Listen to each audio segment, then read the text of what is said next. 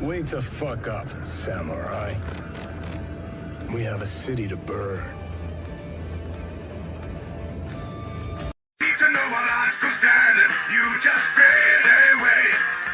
Don't you know I'm still standing? Better than I ever been. Looking like a true survivor, feeling like a little kid. I fucking love that clip. I've seen that clip so many times. Dude, whenever I wait till you play the game. When I get it, that's basically what's going to be running through. I'm gonna have that on the background. Just play. I'm just gonna have that playing on like repeat when I'm playing the game. Like whoever came up with the idea to have an AI Space Marine singing "I'm Still Standing" while slaughtering Tyranids needs a medal. They absolutely need a medal. They deserve to carry the banner. Anyway, sorry. Hush now. Let him cook. Oh, let him cook. Did you watch that video I sent you about Darth Vader versus an Empyrean? Space Marine would whip Darth Vader's ass because Darth Vader essentially uses psyker abilities. He uses the warp. Psionics. Sonics, yes. Darth Vader is essentially a psyker, and Space Marines are. If you paid attention to the end of the video, the Space Marine's not dead. Okay, you want to talk about multiple hearts? They are genetic freaks. They have multiple hearts, multiple lungs. Hold on, aren't they supposed to be cooked inside when the lightsaber gets inside of them? Space Marines do not die until the Emperor deems it so.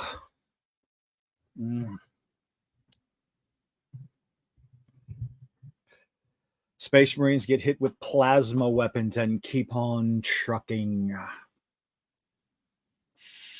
In other words, he made his save. He rolled a 6 on his save, and Darth Vader can eat a dick. Now, honestly, go. What is Steve? Help me out here. Who are the psychers on the Space Marines? Who are the librarian? A librarian would wipe the floor with Darth Vader. Librarians are essentially the psychers of Adeptus Astartes. But yeah, sorry. I mean, I don't know anything about Warhammer. Warhammer. Yeah, I don't know anything about their lore. So Dark Troopers versus Space Marine. How many Dark Troopers versus one Space Marine? I don't know. I'm talking to Frost. No. How many Dark Troopers? 4, 5, 10? Like, what are we talking about here? Again, you like, ugh. I think it's funny though. Like people are like shitting on people for enjoying the game, but then there's the other side of fandom. It's like, I've just been seeing like just random like memes on things like saying like there's like older Warhammer fans hating on these new Warhammer fans, and then like there's like other Warhammer fans like they don't care. Like they're just glad people are enjoying Warhammer. Yeah, I've seen some people joking around about, oh, now great, everybody thinks the Space Marines are great and fantastic. Now we just have to wait a little while because they have a poor opinion of Space Marines. It's all trolling and shit for the most part. I think there's discussion on the Steam forums from a bunch of retards, and yeah, I said fucking retards, about the lack of diversity in the Space Marine game. I was like, get fucked, you ignorant heretic. Ugh. I would think, so long as they're not bringing in that modern day crap, there's nothing.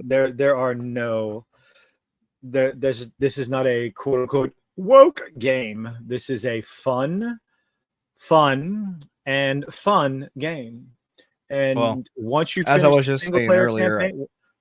the single player campaign, there's more campaign to go because there's the multiplayer campaign. So like Destiny. Yeah. Well, yeah. And you can go through the entire single player stuff with no real problems. Don't jack up the difficulty. You'll regret it. It's hard enough as it is with the waves and waves and waves of Tyranids. But once you get to the operations, the multiplayer stuff, don't even bother trying it with the AI because it will only frustrate you because the AI sucks. I tried about 5 or 6, like 4 or 5 times with the AI and lost. I said, fuck this. I figured out how to do a pickup group for the operations, and it was just win. And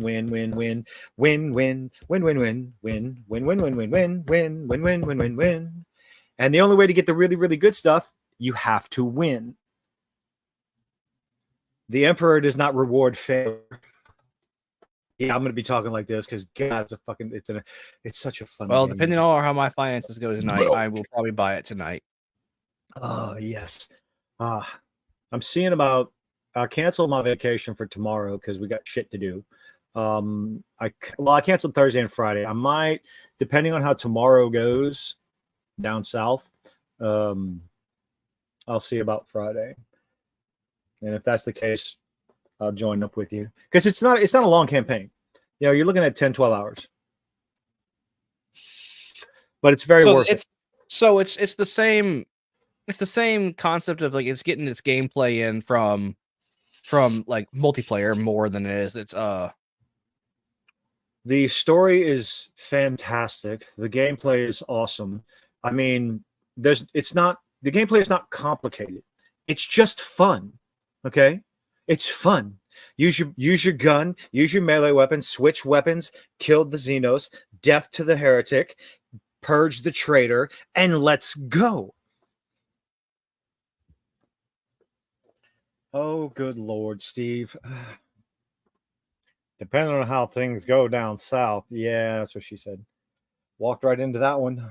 So anyway, how is the chat doing tonight? Frost, Siani, Hunty, welcome.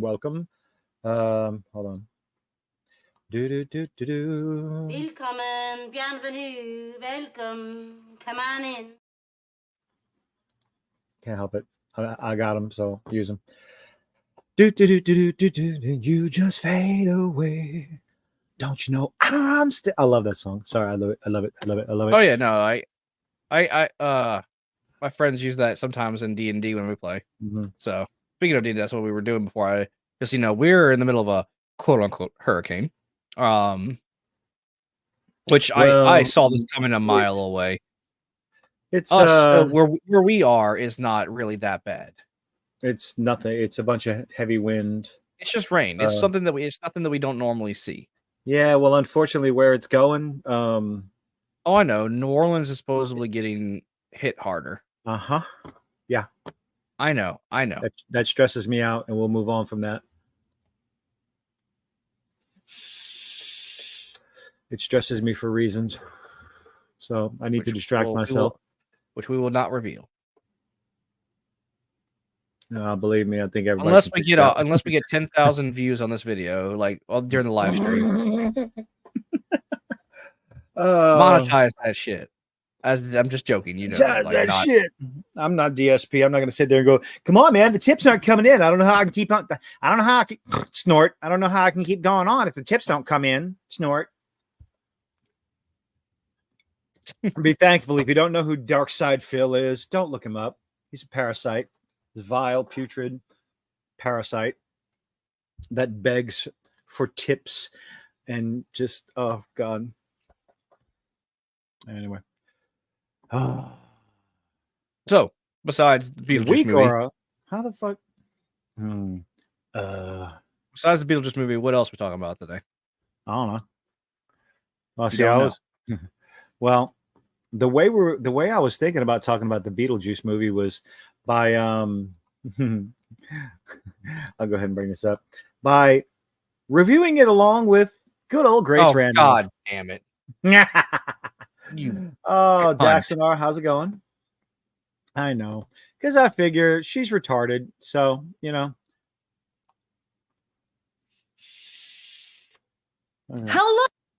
Hello. Oh God, I'm already getting an aneurysm.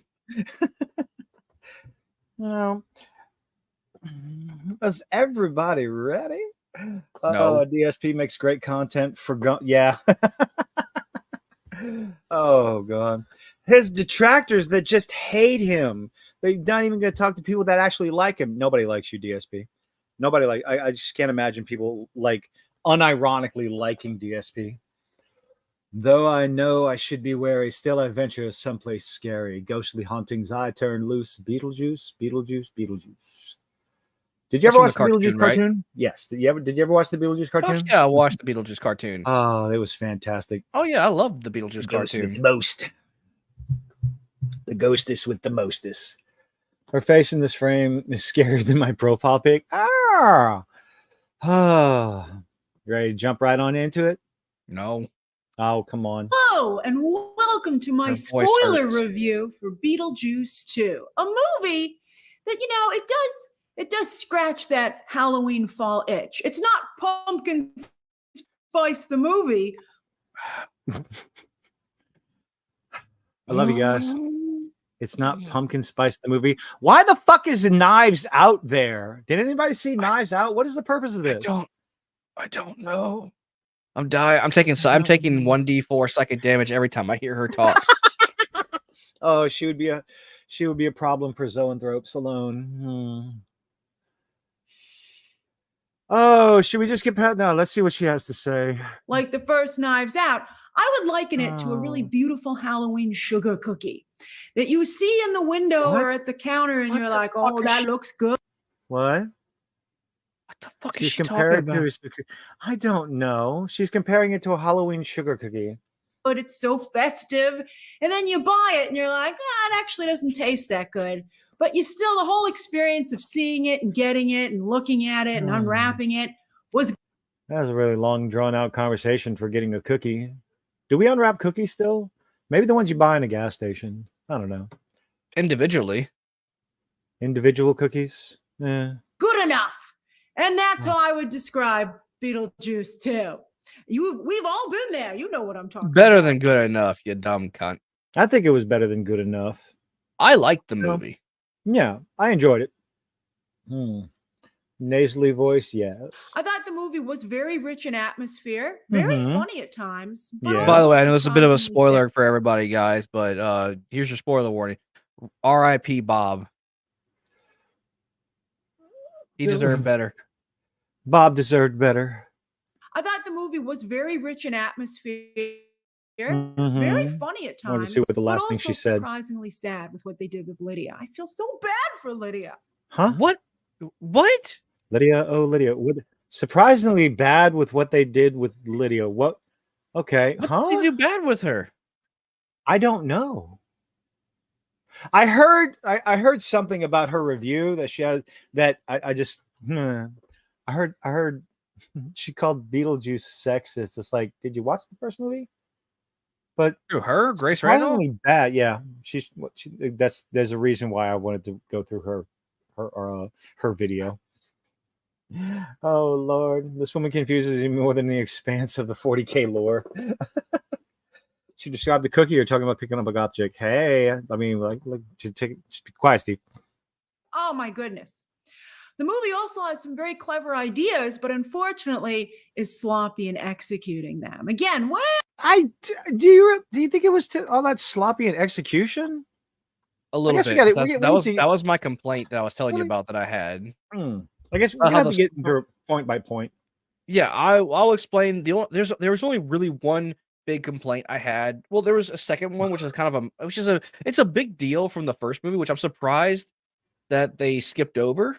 And I'm talking about the dad, because you remember he's a social. They didn't skip over the dad. No. Remember why? Can't talk about without it being a spoiler. Like without. Wait, getting who's into dad? Lydia's dad or No, Astra's dad? Lydia's husband. Oh, okay. Astra's dad. Astra's dad.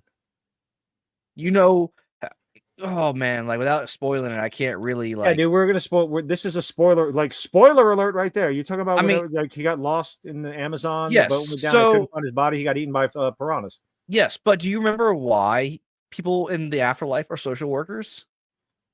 No, they kill themselves. Remember? That was the whole joke, that if you kill yourself, you become a social worker in the afterlife. Remember? Like in No, the no, no, no, no, no, no, no, no, no, no, no. Hold yes, because on. in the first movie, it said whenever you kill yourself, you become a social worker for the afterlife. And the girl who was like talking to Barbara in the scene raised her wrist, and that showed that she had slit her Coco wrist. mentions that if you commit suicide, you become a civil. Yeah, which brings okay. a whole new light to why her dad was a civil servant. Did he? Oh And no! yeah, now you're seeing it. Oh man, I totally forgot about that. Yeah, I didn't. It's been a while. There is the executive with the red pen who goes, "You got some good stuff here, guys, but I need to make some notes." Hey, let me just remind everybody that Grace Randolph said that Super Mario movie wasn't going to break $1 billion. All right, so let's discuss. And this is a spoiler review. So you can go to town. You can mark it up with the red And pen she starts yourself off with the in baby, the comments down below. which is Now, there's only one element in the film that 100% I would have ripped out. And that's the bit with the what? baby. And The bit with the baby, that was hilarious. Hello? I just What? again 1d4 psychic damage every time she speaks. Yeah, well. Siani, we are going to get into the spoilers, so be careful. Yes, we will be talking. But I thought the baby was hilarious. Oh yeah, no, it fit. It's fucking Beetlejuice. Like, Oh, let's see what she's got to say. I know a lot of you are like, what could be wrong with this movie, Grace? Who would ever imagine the bit with the baby? I think Beetlejuice using his powers to make Lydia pregnant, when he'd been stalking her, and she's made it very clear that she does not want anything to do with him. he's a demon. I just really felt it crossed the Well, line. he's a poltergeist, but he's a fucking. Here it is, folks. Beetlejuice is a creep. Did you know that? Did you know that Beetlejuice is a creep? Like, did you watch the first movie? Beetlejuice is a creep. He's a perv. In the first movie, he's shown going into a strip club. Like, what? He tried hitting a barber right in front of fuck. What's his name? Alec Baldwin's character, like her husband. Uh-huh. Like, God, I hate this the woman Maitlands so much. Yeah, the Maitlands. Who got out with a loophole. Oh Lord have Which mercy. I kind of expect to see cameos with them, but oh well. I kind of like what did Astrid say when Winona Ryder was like, yeah, they found a loophole and went to the great beyond, and Astrid was like, figures. Or whatever her comment was, I can't remember what it was, but it's what made that bit funny. It's like they were acknowledging that they couldn't get him into the movie. Yeah, but I mean, I would have hated to see them. I'm glad they kind of kept him out because Alec Baldwin's a fat fuck now. No, well, yeah, just he aged. He doesn't look the same, and they're not supposed to age. Like they can fix Michael Keaton up with makeup, like they can't without doing CG to Alec Baldwin's face. And I can't remember the actress name who played Barbara. Like without doing heavily CGI or them, they really wouldn't be able to like make it fit.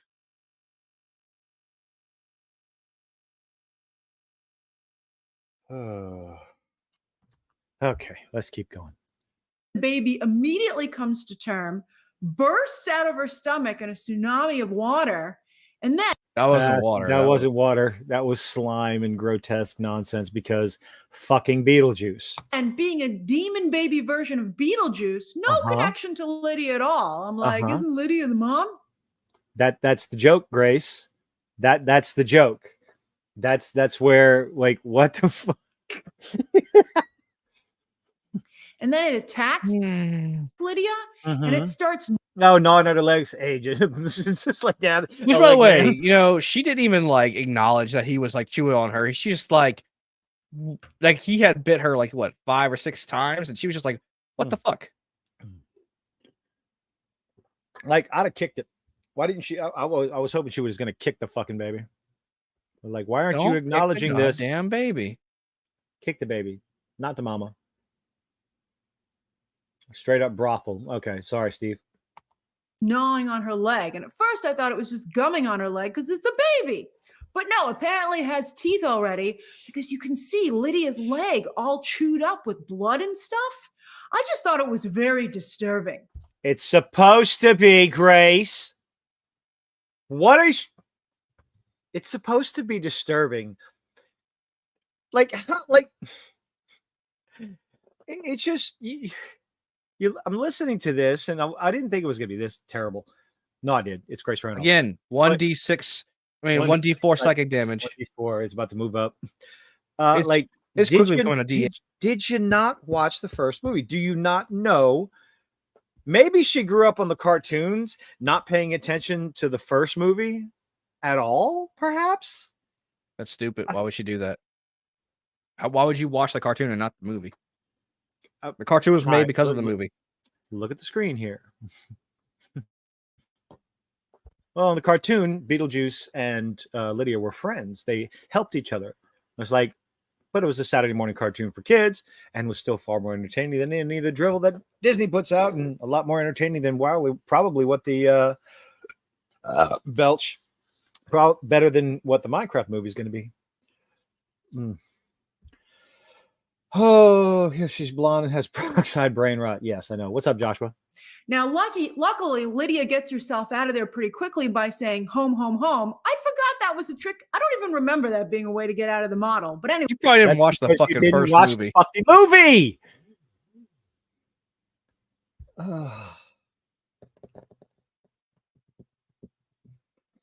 You didn't realize that because he was very young and very skinny, Siani. Penny, you missed the Grace Randolph criticizing Beetlejuice for being creepy and impregnating Lydia in the very beginning, in the part of the movie, and the baby popping out because it was creepy. Because, heaven forbid, Beetlejuice is creepy. He's a creep. He's a pervert. He's a lecherous perv. Shocker, I know. Oh, Lord. Anyway, it works.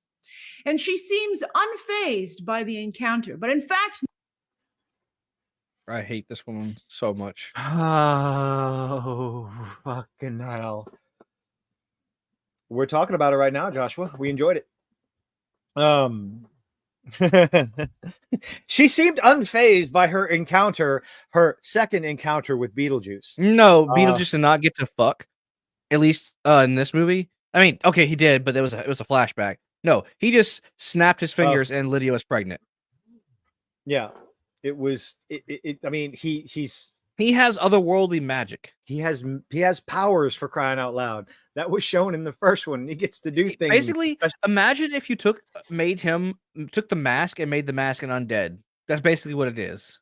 Definitely some sort of psyker. So he got to Sexo back when he was alive. We'll get to that. The Deets women. I really feel like that part of the movie was really like the whole that plot was like overshadowed a lot. Like that did feel that with his ex-wife, if it did feel kind of, I don't know, it felt like it was somewhere between primary and secondary. Like it kept flopping from. There was like this is the main storyline. Not really, it is, but it's a secondary. But it's like, what's going on? There was like four different storyline. Okay. That's my biggest problem in this movie is that I was telling Kilton about this earlier. Is that they had like at least 4 different stories they were trying to tell, and it felt like they couldn't decide on which story they wanted to go with. So they just put all of them, and then some of the stories kind of felt like they got the shaft. Beetlejuice trying to come back, his ex-wife showing up, the kid in the house, and Lydia and her mom dealing, or her stepmom dealing with their dad's death. Mm-hmm. And the wedding that's supposed to happen. Yeah, the other wedding that's supposed that's involving with Beetlejuice. Okay, yeah, I see what you mean. Yep. It felt like they had too many plots going on that they couldn't focus on one thing. I'm not saying the movie was bad. It was good. I enjoyed it. It's just I feel like this could have been like it was like Spider-Man 3.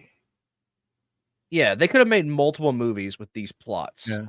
It was like Spider-Man 3. You had too many bad guys in one movie and not in Oh shit, Dante, how you doing? Thank you. Grace causes me pain. Grace causes a Oh, lot of people pain. I was just saying, she's been at the moment as soon as he's been putting her on, like every time she talks, it deals 1d4 psychic damage to me.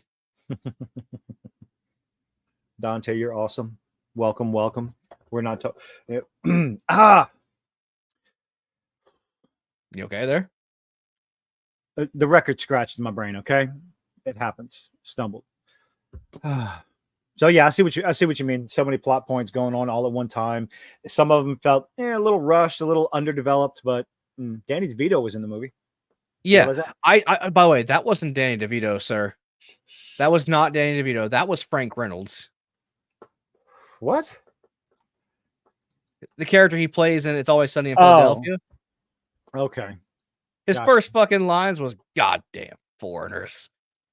Like, you can't tell me that wasn't fucking Frank Reynolds. It wasn't a real child. It wasn't a real baby. It was a demon baby that Beetlejuice created out of thin air. Correct. For shock and effect. No, she's traumatized. It's gone deep within her subconscious because at the end of the movie, with that ending that turns out to be a nightmare, so she has this nightmare. Well, at first it starts out like a beautiful dream that she and Astrid. Oh, she's jumping around, huh? Did she just jump to the end of the movie? Well, she jumped to the baby after her intro. She jumped to the baby, and now we're talking about the ending. The ending part with the baby was awesome. Baby comes out and starts killing all the doctors. That was fantastic. That was hilarious. I loved it.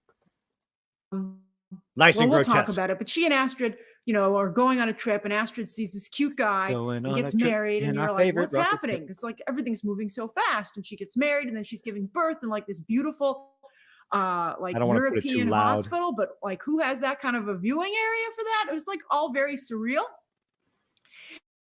And then she gives birth, which leads to it's all just a nightmare or a dream that turns into a nightmare. Like, and a lot of gore to the Beetlejuice demon baby. And Lydia is jolted awake, and you're like, oh, thank goodness that was a nightmare. But then Beetlejuice is next to her in bed, and he's like, wow, what a horrible dream. And that jolts Lydia awake again because she was in a nightmare within a nightmare. And she's then she was awake, and it was shown that she was hallucinating about him the entire movie. Not the entire movie, but like earlier in the movie, he was able to fuck with, like, appear in front of her whenever he wanted to. Okay, so the ending when Lydia and Astrid went traveling and met the guy, and all of a sudden they got married, and I'm like, wait a minute, is this a happy montage? Then the baby, I'm like, something's wrong here. Well, you remember that, like, whenever Beetlejuice was making the people sing and dance at the wedding, he was, God, I love a good dream montage.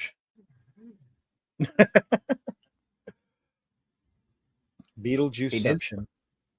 He did say that. He did say that, but no, the ending was, she's dreaming that Astrid gets married, gets pregnant, demon baby shows up, then she wakes up and there's Beetlejuice next to her. Man, that was a weird dream. And then she wakes up and she doesn't, as like at the very end of it, she doesn't want to look over to make sure he's not there. But yeah, it looks like that's when she wakes up. So I think this movie's going to make enough. We need Beetlejuice. Do it. Make it happen. And it reveals that she's in. I talked to the manager or owner at the theater because I ran into him because he was the guy we talked to about getting whenever we did the thing for like the Deadpool movie, and he said that the opening weekend was really, really good for their theater. Like, they did really well. Not Beetlejuice box office, not Beetlejuice box office. The fucking second movie. God damn it! Where the hell is Box Office Mojo? There you are. 126 million. No, I'm sorry. Worldwide, 162 million dollars. What's the budget? What's the budget? I think the budget's 100 million. No, Beetlejuice. God, I hate this. $100 million budget.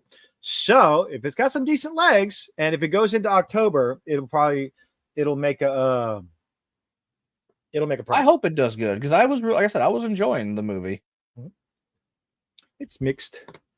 All right, let's keep going. Do we have to? Yes. It's just I really do feel that Lydia was someone who was being abused. And I No felt it was shit. so awful that nobody was coming to her rescue.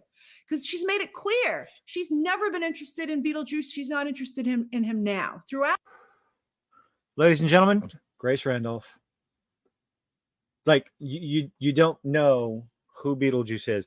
Lydia's being abused and manipulated. Uh-huh. Yes. this film itself, she's telling him to go Oh, I think she's gonna. I think she even brings up the fact that Lydia was 16 years old in the first movie and how creepy that is. away. Like in the first movie, Yes, Beetlejuice was a perv. You know, whatever. He was a harmless perv to a degree. What? She didn't watch it. He was a harmless perv. It's a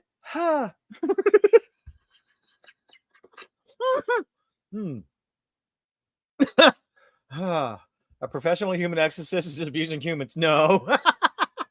Degree. Okay. I mean, he crossed the line, but not like Oh.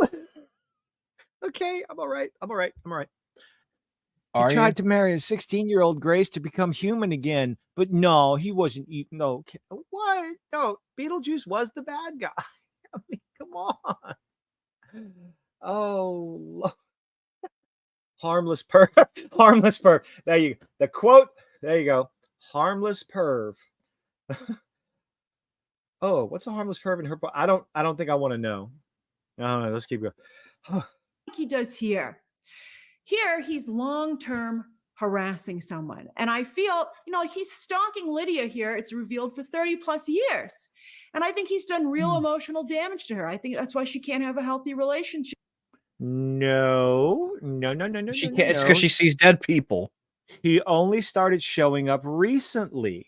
So no, he hasn't been harassing and stalking her. He's been swooning over her. But how much time how much time passes in Oh no, that's true. Years. Didn't they establish in the first movie that time passes differently in the spirit world versus the human world? I think so. Yeah. That was established. So 30 years for Lydia might be 5 years for Beetlejuice.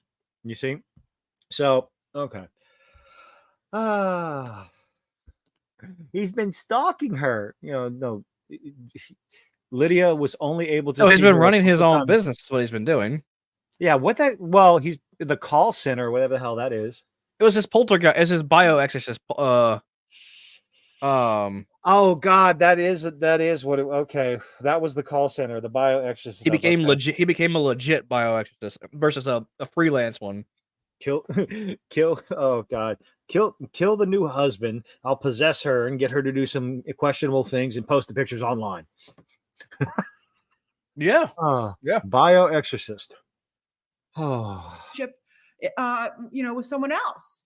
And I think that there's an argument to be made that he is why she has become a quiet and timid person. What? You think? Do you think? Maybe, like, are we supposed to be surprised that Lydia Dietz is traumatized by her experience with Beetlejuice and now the fact that she can see dead people all the time? Like, Well, she was always supposed to be able to do it. She just hadn't encountered them yet. Remember, because she was strange and unusual. Oh man, she didn't watch. I don't think she watched the first one. No, she didn't. Of course, clearly she didn't. Man. And why, again, as I said, she's alone. And it's just very sad. It's very sad. But she wasn't alone. She was married and they had a daughter. They loved each other. She had a happy life. Grace, what? Okay, I'm gonna calm. There's no need to yell. Like, there's no need Before to yell her dad, before the husband killed himself, because that's what that meant. Oh Lord, I didn't even think. Okay, I don't want to think about that. Nope, I don't want to think about that. We're gonna move on from that because Tim Burton clearly forgot. Oh, I didn't though. Oh Lord, civil servant in the afterlife. Yep.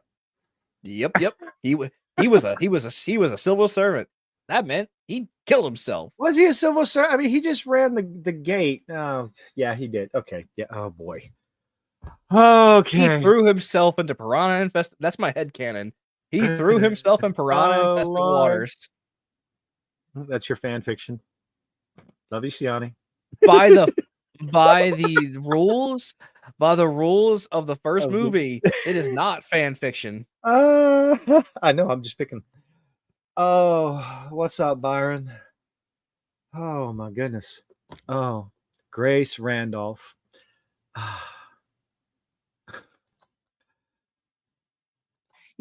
She's exhibiting, I think, I think it would be interesting to talk to a professional, a professional psychiatrist. She did talk to a professional. You mean what she did in the movie? The where she met her husband? Well, actually, she met the douchebag. No, she met him in a like recovery thing. She second guy, right?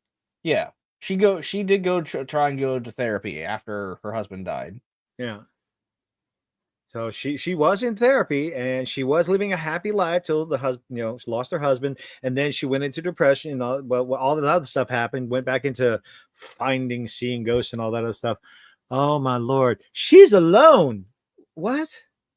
No. The point would be, but she seems to me like someone who has very turned inward because of what's happened to her. And I just felt so bad. Maybe that's what happens when the love of your life dies. Commit And they suicide. never find the body.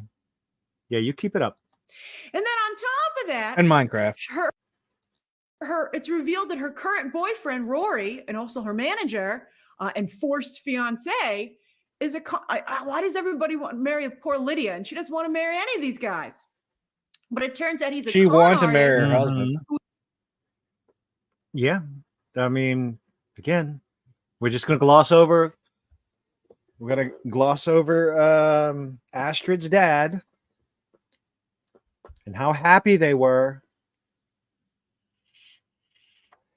Oh, good old Rory. Who's only with her because she's famous and he's using her for his own, fortune. Yes. And also on top of that, so it's not just Lydia who's being preyed upon by men, but it's passed down to her daughter because Astrid meets this guy who seems too good to be true, and he is too. That was kind of I kind of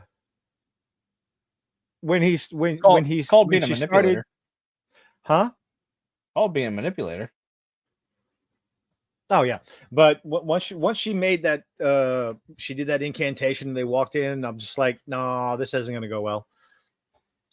Yeah, because if he really which he could have gotten out just by marrying her. He didn't have to. Well, he was it was revealed he was a murderer. So he wasn't trying to marry her. Guy. He killed his parents and everything. It's like, how are we going to reveal this? I was wondering. I was waiting for the big reveal. It's like, how is she going to find out? I thought. So here's what I thought was going to happen because they didn't show the face of the mom or the dad. I thought the mom and the dad was going to be Barbara and what's his name. That was their loophole. They found a way to give birth to a child, a life. Oh, that would have been a better reveal. Honestly, I feel like. Yeah.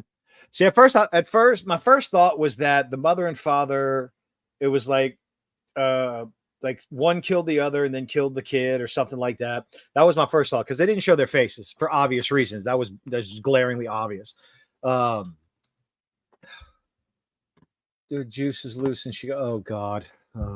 I still don't like that line. The juice is loose. It's like, you had an opportunity. It's showtime. You had an opportunity. He said that with this. It's showtime. What? He did say that in the movie. I know.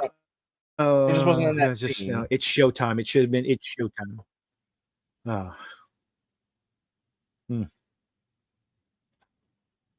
Good to be true because it's revealed he's a dead guy who's not just dead, but a murderer who killed his own parents, and he tries to trick Astrid into trading places with him. No, he does. He does trick Astrid because Astrid is unfortunately a lonely teenager who lost her dad and feels estranged from her mother and latches on to the first attention that she gets. It's unfortunate, but it's something that happens. Like, oh Lord, he's strict. Okay. Like some of the stories, so I aspects here and there of the story themselves, like Astrid's story, I thought it was done relative. I thought it was well done. She's unfortunately gullible because lost her dad, her mother's not there anymore. Yes. Siani, Astrid can see ghosts too. I think Well- that's because of the bump on her head when she ran into the tree. It's possible. But also she is strange and unusual. Well, actually no. Astra was pretty normal throughout this whole movie until like the ghost stuff. Until she hit her head. Yeah, she wasn't like she wasn't like her mom. She wasn't like a goth kid. Mm-mm. Yeah. I will say Well, though, no. She loved Halloween. Halloween was her favorite thing. It was something her and her dad did. They established that doesn't make her So goth though.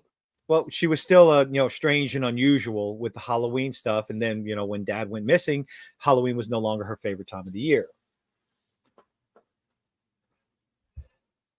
There's honestly no characters in the movie though that I actually didn't like. Yeah. Like Same. I feel like I felt like every character was decent. And even like so like I didn't like the idea like I feel like the movie was kind of making fun of the modern audience with that one with Lydia's new boyfriend trying to make her marry him. Oh, and the realtor.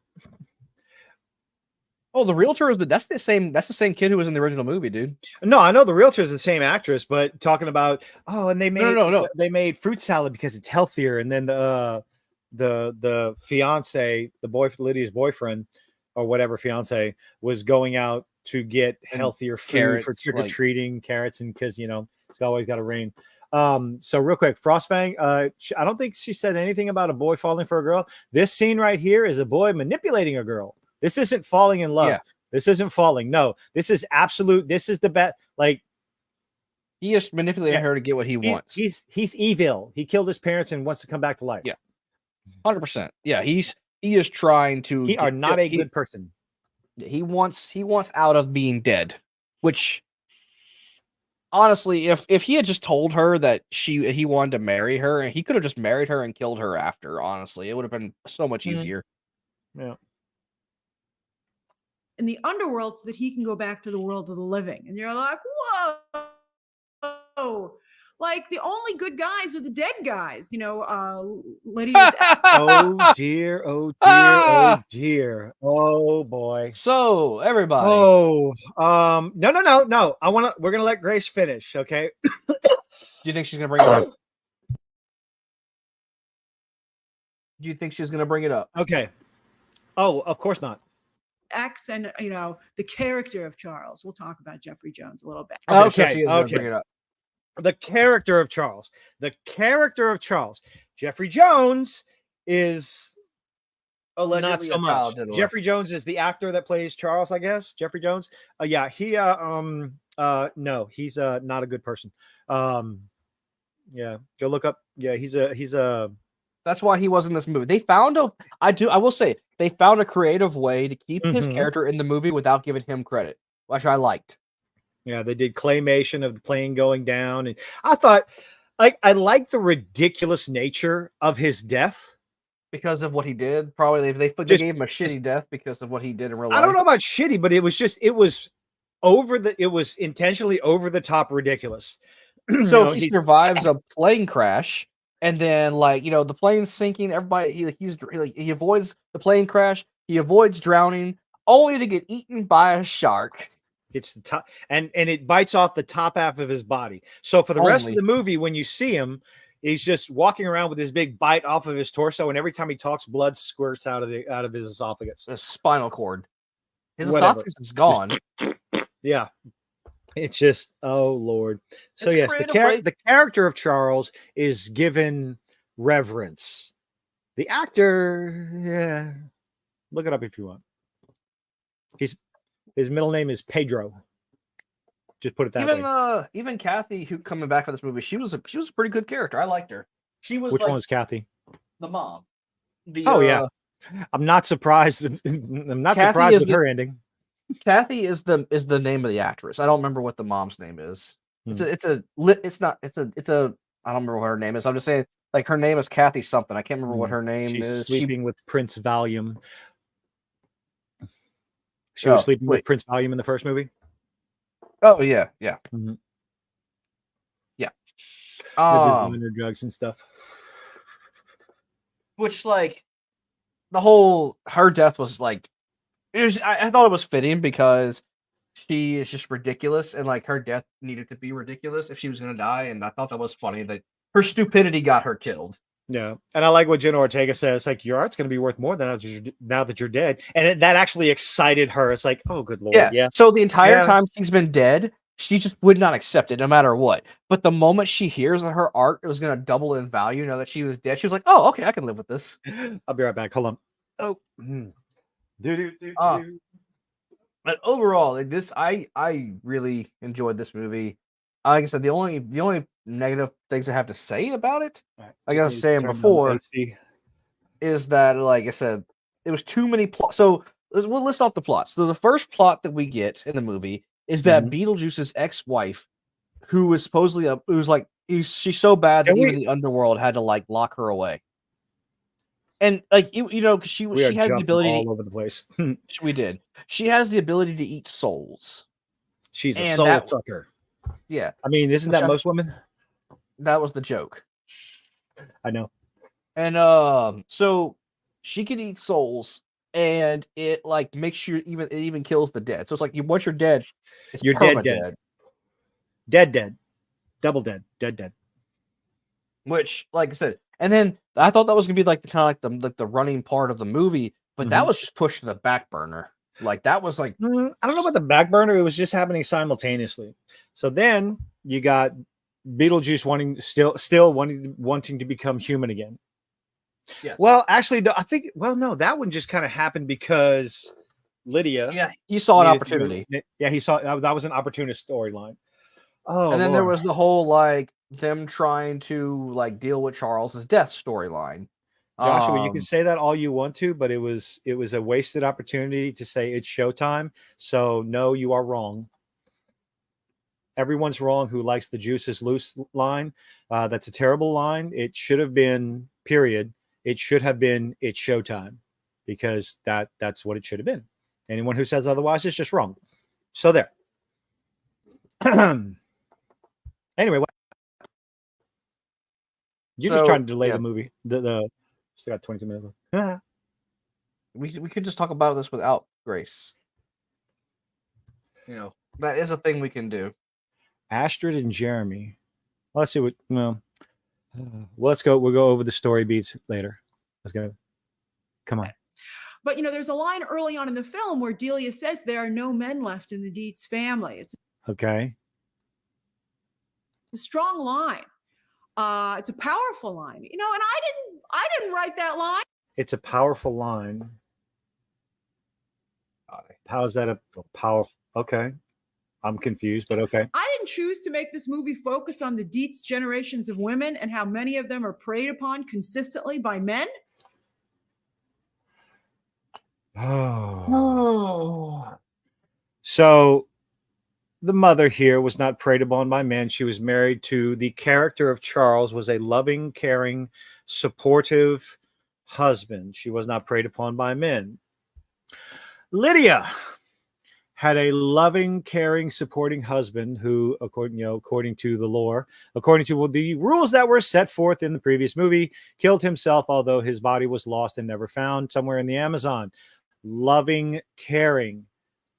Beetlejuice is just, being the named character of the movie, was the creep. He was the only creep involved outside of the guy that was trying to take advantage, the guy that was Lydia's art manager or show manager, who was taking advantage of her. That was the only prey. Like all the rest of it, they're all being preyed on and taken. Like I do. They just deleted the entire chat on your. What the hell? Huh? That's weird. Oh Lord. This movie made that choice. They're forcing us to have to discuss this. She hurts my brain. Because, obviously it's horrible. I think it would be horrible to overlook it because so many people overlook it in real life. You'd be doing the very exact same behavior that enables this. Oh, so I think we're going to Grace. We're doing that, huh? I didn't think this would be possible, but okay. It weighs the film down and it weighs the character of Lydia down. No, it doesn't. It's Beetlejuice, who's a piece of shit creep, who's trying to take advantage of any way, shape, or form he can, because he's not a good guy. Like it's none of the guys that are shown to be manipulative are portrayed as anything but bad. So what's the problem? The only time the guy that was manipulative, that was portrayed as good, was because he was trying to pretend to be good to get what he wanted. But then each and every one of them got what they just got, what was coming to them. So Yeah, kid got sent straight to hell. I don't. I mean, this is a good story. This is a positive depiction because the girls, all the women involved, they fought back. They got, just Oh, but don't you know Beetlejuice took Lydia's agency away from her by when she asked him for help? Oh, sweet mother of God, don't say that. Oh. You're making me watch And I don't understand why they put it in the movie, especially because they didn't do a particularly good job having this conversation that they introduced. Why would they have a conversation about what?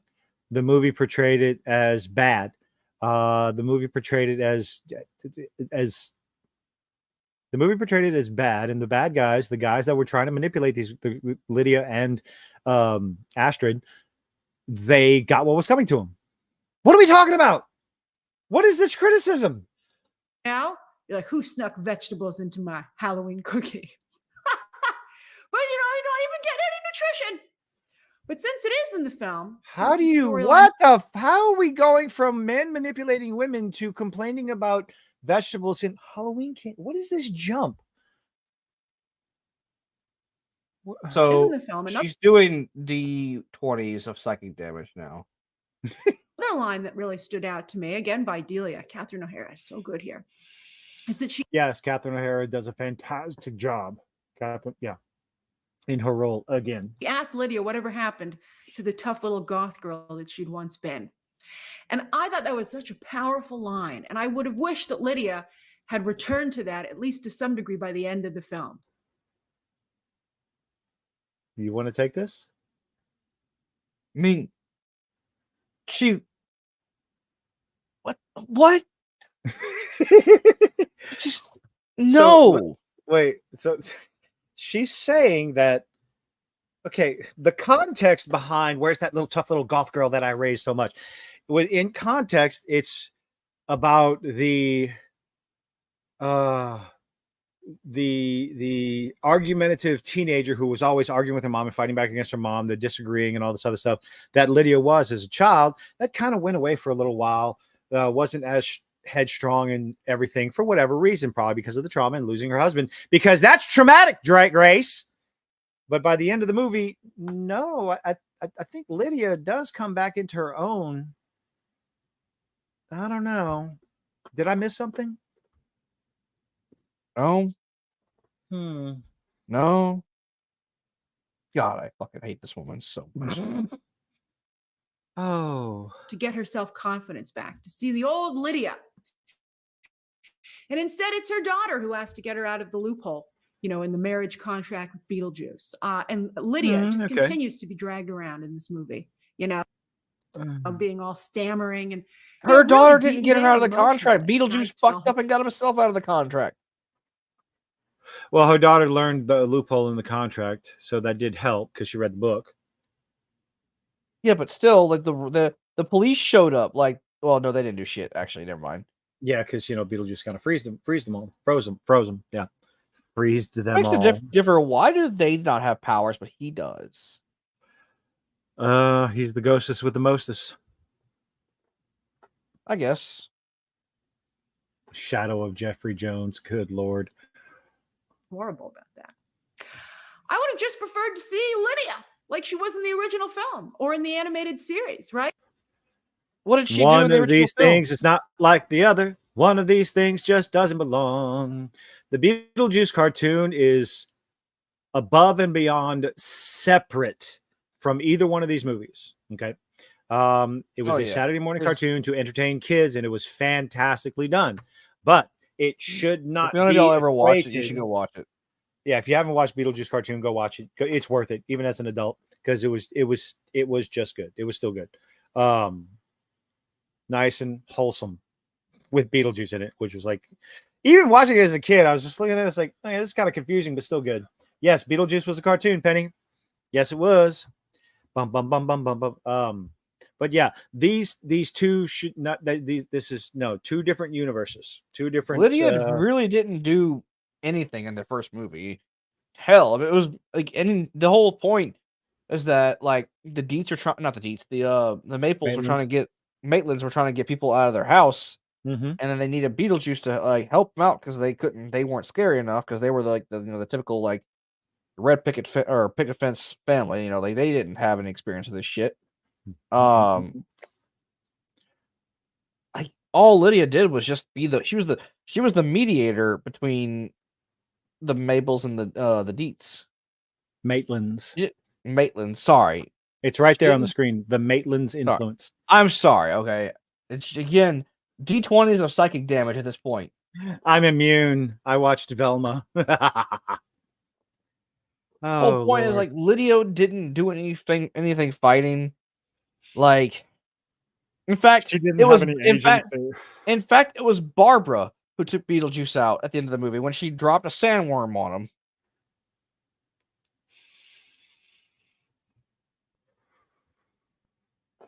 Like, all Lydia could do whenever Beetlejuice was trying to marry her was just sit there and basically wait for someone to save her because Beetlejuice has literally like reality altering powers. I don't feel so good, coach. I'm not your coach. Get out of my office. Right? The closest we get to that is when she's hosting her own show. Loved that. I also love that found the footage they had, you know, like the night vision. The night vision footage in that haunted house, and with her old school hat that she had from when she was little, she's still wearing it, but she just so reminded me so much of Delia. I was like, you've turned into Delia, which I thought that was hilarious. How is she turned into Delia? I mean, she was taking pills. That's what she was being manipulated by that dude. I did think about that. That maybe just following the family, you know, the designer drugs and whatnot. I love that Delia kept saying, I wish Astrid were being nicer to you, but since you were so mean to me, I do like the irony, the delicious irony of it. You know, yeah, it's what mothers do to their daughters and sons and everything. I hope you have a child that acts just like you. You know, that's the running gag, Grace. Do you not realize that? No, because she doesn't have a good relationship with her parents, clearly. Look at her. It's like that was the running joke in it. Oh, Sparta. Have we discussed? I discussed all that stuff on a couple of videos.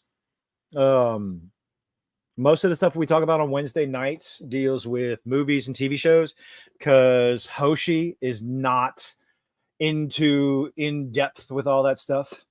What do you mean? You know, oh, how the cancel campaign that went around Twat for a couple of days that lasted as well as you would expect. A bunch of content creators tried to get Nerdrotic. Oh, yeah, I know about all that. You knew about all that and how well it went? Yeah, YouTube basically told them to fuck off.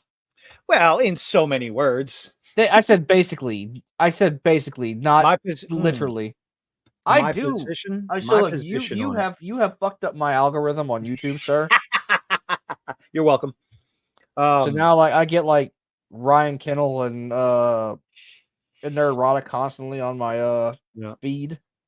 So Sparta 300, my position on it is essentially, I hope everyone gets exactly what they deserve. If someone breaks terms of service, you should suffer for it. If someone does not break terms of service, then no harm, no foul.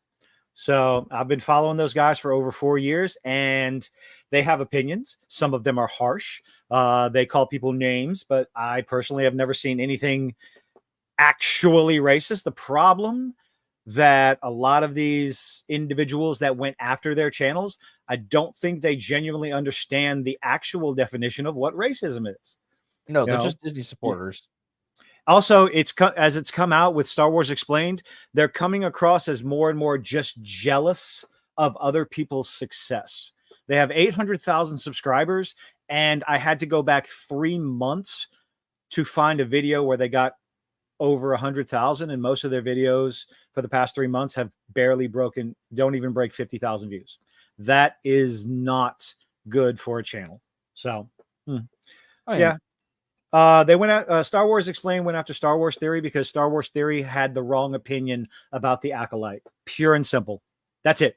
Star Wars Theory has been picked on for being the happy-go-lucky, hopeful, praising any chance he can, but that's his brand. He loves Star Wars. But the very moment, and I've talked about this before on our live streams, the very moment he had something negative to say, something that went against the Disney Star Wars narrative, the very moment he talked bad about a Disney Star Wars product, they fucking went after him with torches and pitchforks. And I just think that's like he's like, it's just bizarre. So it looks like jealousy, pure and simple. But we is talking about, let's get back to Beetlejuice and Grace Randolph. Oh man. Oh, come on. I thought that was great. But I also liked it when Lydia was running around a little bit in the underworld with Beetlejuice, I thought he was the creep. He was a creep. He's still a creep, even while they were running around, because he was helping her because he was getting something out of it. But if they actually did like each other, No, they didn't like each other. Lydia hates him. Beetlejuice saying they're like Bonnie and Or Clyde Bob. was cute, but she doesn't like Beetlejuice. Yeah. So I was like, Bonnie and Clyde without the bullet holes. Lydia alone. I'm not sure why Beetlejuice had to be obsessed with Lydia. I think it worked. You would have had to watch the first movie to understand why he was obsessed with Lydia. Huh? She was just taken out of the underworld. Yep. They are just like pals as they were in the animated series. No, stop it. Not the same. Or if Lydia. No, but I do think they were. I do think they were trying to go for that vibe with the whole like them running around the underworld and not like just constantly hating each other. Like in the chase scene, I said they tried. I said they tried. They each had a motive. Lydia was there to save her daughter. Beetlejuice wanted a checkout. That was it. There was no love. There's still no love. There was no love or friendship. I'm saying like I feel like Tim Burton tried to capture a cartoon moment, like a feeling of the cartoon, like kind of like a nod to the cartoon. I'm sorry for ruining y'all's algorithm, guys. I don't mean to. That's all I'm saying. Yeah. I have no problem with his bad boy behavior, by the way. Overall, I thought that was fine. I thought. Oh, but he was a creep. What the fuck? Contradicting herself. What is this? 8 minutes? 5? Good Lord. That's a.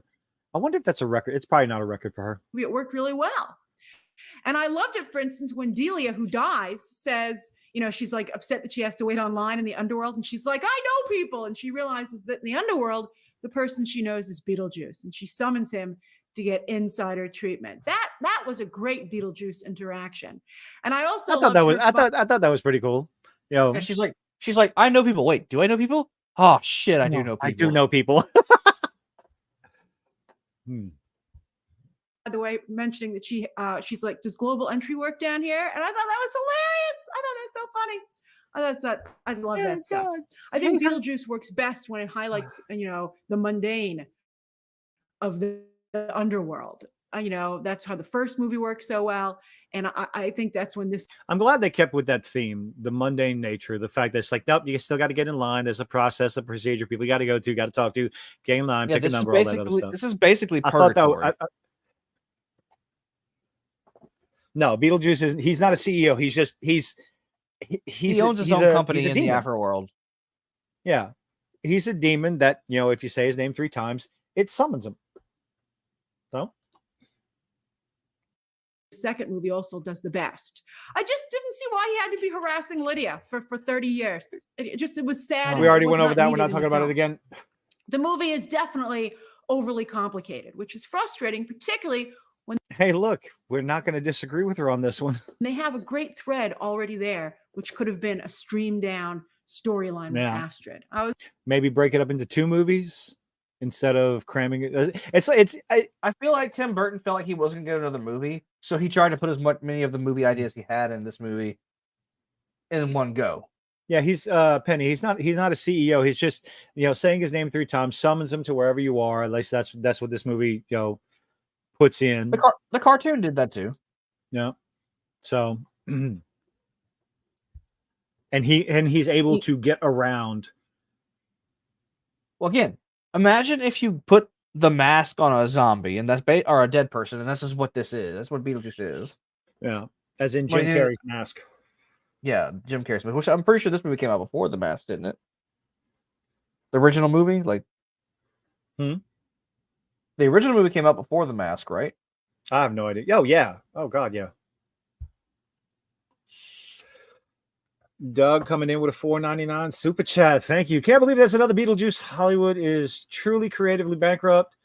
Can't disagree with you on that one, but I think Beetlejuice was an okay movie. Or better. Yeah, I think it was better than I think it was better than okay. It wasn't a There's bad Rick movie. I Spaceballs. enjoyed it. No. They're doing a space ball. I don't even want to think about If they don't call it The Search for More Money, then they failed. The Quest for More Money. Yes, they need to call it that. That would be the title of it would be its only redeeming value. So, yeah. I mean, Mel Blanc did tease Mel that. Brooks. Sorry, Good I always get them confused. Mel Blanc was the 2. Good lord. Mel Blanc was the Looney Tunes guy, right? Yes. Okay. That was Bugs Bunny. So Mel Brooks did technically tease a sequel many years ago. Yeah, let's do Hitler on Ice. The Jews in space. Yeah, let's do that. Jews in space. I dare you. Oh no, wait, he already did History of the World Part 2 as a TV series, and it was terrible. But we don't need to talk about that. No, I only watched the first episode. Yeah, I thought you were gonna make us review the whole series, so I watched the whole fucking series. I'm sorry. I will apologize for that. It's like, you have it. I see it. It's right there. All right. So it seems in the Broadway musical, which Thank you, Dante. Dante. More rumor talk about another Goonies. I don't think that's a rumor anymore. They are supposedly they're doing a Goonies 2 and they're bringing back the original cast. So apparently the original cast. Didn't one of the actors die? I don't know. One of the kids. I'm just reporting what I heard. All right. Just talk about what I heard. Deadhouse, generally not excited for anything anymore. No, don't say that. There's Arcane Season 2. Arcane Season 2 is coming out. I don't think my live stream got hit with a copyright claim. Not a strike, so channel's not in danger, but the live stream, when I went over the Arcane Season 2 trailer, Netflix went whack, which is fine. I need to cut out the where I'm talking my review of the trailer and shove it and dump it on the channel so that everybody can see it. Because yeah, you want to hear me act like a shill? I'm talking about Arcane. Again, though, this movie, to reiterate, yes, it's obviously they're running out of ideas, but it wasn't a bad movie. Yeah, it was. It felt like a genuine sequel to Beetlejuice. Mm-hmm. And now, granted, it wasn't as good as the original, even though no. Even though Beetlejuice had more screen time in this movie, it still wasn't as good as the first movie. Because he only had 17 minutes in the original movie. Creative. I am kind of tired of the creative bankruptcy of modern entertainment, but we're gonna get out of it eventually. Can we just get out of it now? Well, the road to getting out of the creative bankruptcy. Oh, I'm talking about Grace Randolph's video. No. How dare you? The road to get out of the creative bankruptcy of mainstream Hollywood is independent content creators. Find them. They're great. They're fantastic. Some of you are a fan of it, but in the Broadway musical, Lydia's birth mother is dead and in the underworld, and Lydia very much wants to see her, and that's a subplot in the musical. Here, Lydia says her birth mother is still. You make what? Oh, that's true. Okay. Yeah, in the movie they say Lydia's mom's alive, which they said that for like if they ever do a sequel, they can leave that open for like future stuff. Yeah. Which surprisingly, because like Tim Burton actually doesn't like doing sequels. I wonder how much money they had to pay him to come back and do this. And if they did this movie without Tim Burton, I don't think this movie would not be doing as well as it's doing. Like, then why isn't she in this movie? Since you've made it a movie about the generations of the Dietz women, whatever. But anyway, in the sequel, they take that, yoink. They take that storyline from the musical and they give it to Astrid, whose father is dead. But for some reason, Lydia can see so many. I wonder if she's gonna bring it up. What, the whole suicide? Civil service. Suicide civil service. Yeah. So I the wonder. reason why she couldn't you see saw- him is because he was working because he killed himself. It's fucking canon. It was No, he- established in the oh. first movie. He said that he popped in to see him every once in a while, but they couldn't see him. Let's see. But she can't see Astrid's father. And that has led Astrid to believe that her mother is a fraud with no real abilities, or else why couldn't she see her father? Richard, his name is Richard, because, Lydia's actual father, Lydia's father is dead and Astrid's father is dead. And they died the same way, by the way, both going on these crazy exotic trips to, far off locales and being killed by animals or, a shark or we find out piranhas. Why would they repeat the gag and not even acknowledge that they repeated the gag? You're like, that's just, how do you not even have at least a line about that? Like, You think? Oh, excuse me. You think she has a point? No. Oh, getting eaten by a Right. shark and getting eaten by piranhas is two different ways to fucking go. I think eaten by fish, eaten by animals, is the gag. Is what she's trying to say. Henry Cavill, Henry Cavill, Henry Cavill. Like, that's just so bizarre. Now, the fact that Lydia couldn't see her ex made me think that maybe her ex wasn't dead, right? But it turns out that he was dead. Again, killed by piranhas. And, the little flapping piranhas on his body got some chuckles from my audience. It was a good sight gag. And he's a clerk, it turns out, in the underworld, and that's how they run into him. But based on the rules established in the first movie, if he's a clerk in the underworld, doesn't that mean he committed, he killed himself? Are we gonna? Maybe she discuss did and watch dive the into first that movie. at all? Anyway, That's That it. scene I was telling you. That's it. That's all you're gonna say. Got to give her kudos for that, because I forgot completely. Look at that. She healed some of that psychic damage for a moment. Apparently, Tim Burton forgot too, which is a shame. Well, Tim Burton hates doing sequels. Like, he fucking hates it. Like, the Warner Brothers basically forced him to do the Batman sequel. That's why he always said that he would never do another sequel. And I wonder how much they paid him to do this sequel. I thought this was something him and Michael Keaton wanted to do for a long time, but never had the opportunity because of Batman. Tim Burton doesn't fucking do sequels. He hates them. He did the sequel. He did a sequel to Batman. Batman because Returns. they forced him to in the contract. But it was good. I didn't say it wasn't good. I never said it wasn't good. I'm just saying he fucking hates. I don't know doing about that sequels. whole. Let me see.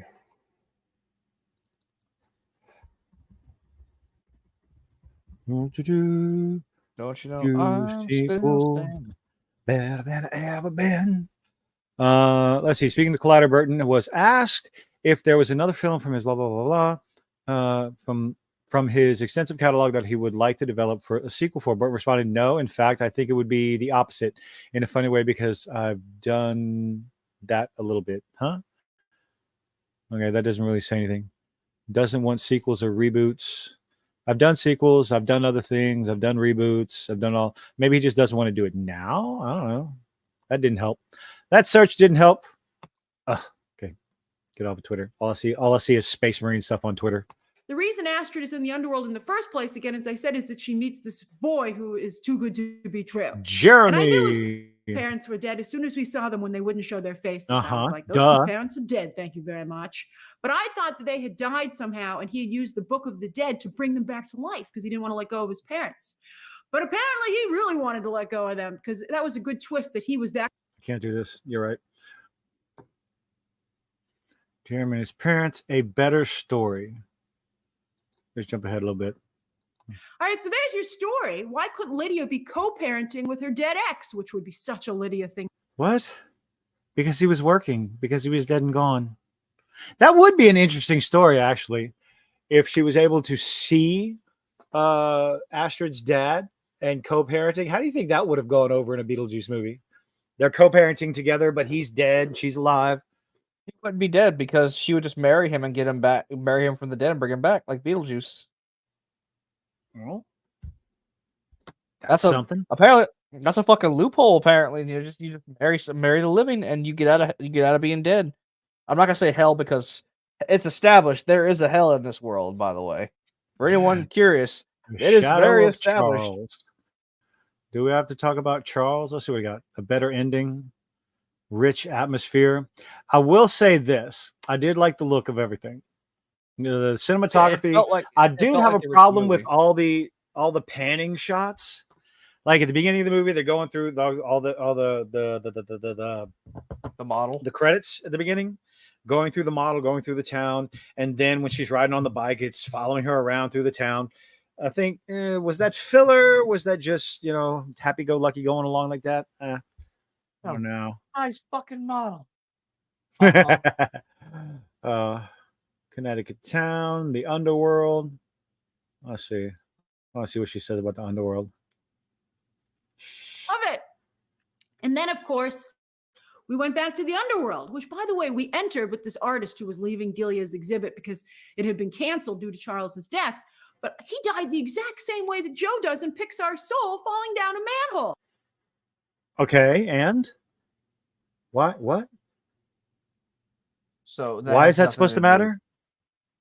That has nothing to do with this What? movie. I Pixar couldn't and believe Warner it. I Brothers was have like, oh my God, you just ripped off Soul, and that's a different no, studio. no, that is a very common death, actually. People Oh, can usually like that. who puts that in the review? You ripped off another movie. Like, okay, sure, I guess. It was supposed to be for a fucking bit. Okay. Yeah, it's a joke. It's a doesn't gag. matter. It's done. But I thought that the underworld was great, largely due to the impressive makeup and costuming and practical effects. I did like a lot of the practical effects. They makes practical effects with CG. They didn't I don't think they overused the CG. Oh no, I did like that. I think the CG Tim was the Burton right going back amount. to his roots with practical effects all over the place. It was fantastic. I like how they made the sandworm look still CG and practical effecty, or like claymation, I guess, like the original sandworm. Mm-hmm. It's like claymation, but with better technology. Like you were at a really fantastic Halloween Can't party. be nice with this woman. Just so many great. Her voice is something else. I don't normally. Why are you making us watch this dribble? Okay, fine.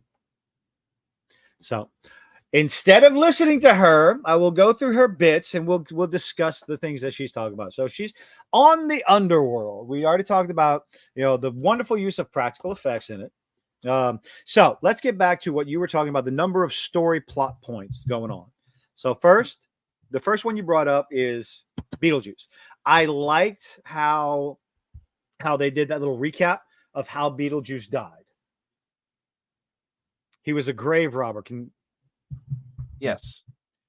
Beetlejuice was a grave robber, and then one night during the plague, I lived through the Black Plague, had a pretty good time during that. Okay, anyway, the first movie was so much better. I mean, this was good. This was a good movie, but the first one was just. It makes me think about the first movie. Tim Burton remembered that, but he couldn't remember his rule about why people were silver servants.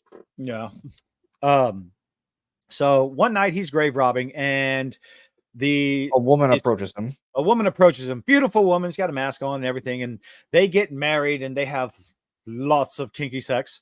Freaky deaky sex. Freaky deaky sex. So if nothing else, and then of course you find out that she has poisoned him because he is going to be the key to her immortality. And the line that I liked is right before as he's dying in his last act as a living being, he grabs an axe and they parted ways. Chops her up. They parted ways. I like that line. He chops her up in little bitty pieces, but they parted ways. And then and whenever she came back, I can't remember what he said. Something about like, wow, she really pulled herself together. So the Beetlejuice one-liners are definitely back in this movie. So I think the sequel nailed. It did a good job keeping the feelings of the characters. I agree. Yeah, I think they did a good job. So that was one plot point.